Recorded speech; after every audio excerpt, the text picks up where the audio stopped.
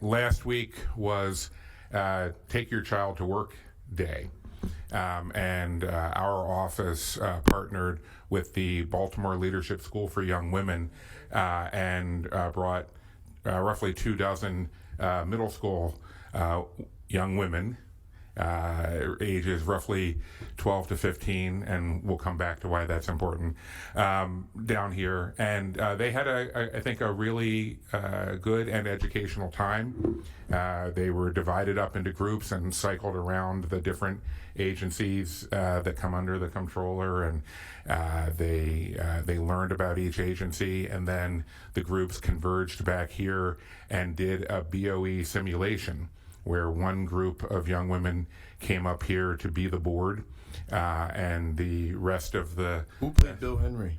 I don't remember her name, but I was going to say the young woman who was playing the council president really enjoyed her role leading the BOE simulation. That's consistent. Especially the part where she lobbied for votes on the board to reject a group that had brought a travel request for a conference in Disneyland.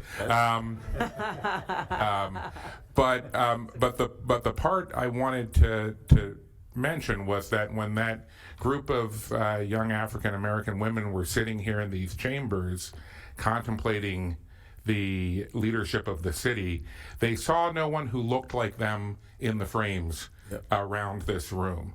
And why that, I think, was particularly poignant was because these were 24 young women who, for most of their lives, the mayor of Baltimore was an African American woman, and yet there are none in the frames around us as we conduct our business. And in light of that, I wanted to sort of bring this subject out into the open, because I know that there have been little conversations here and there about that over the years.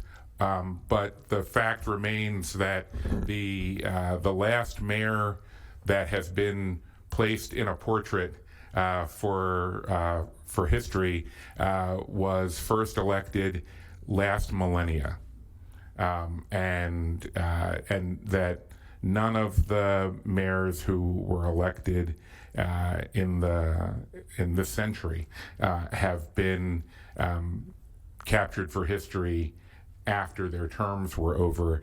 And I just wanted to say we should do something about that. And I look forward to having city government pursue the appropriate measures of having that omission rectified as we move forward.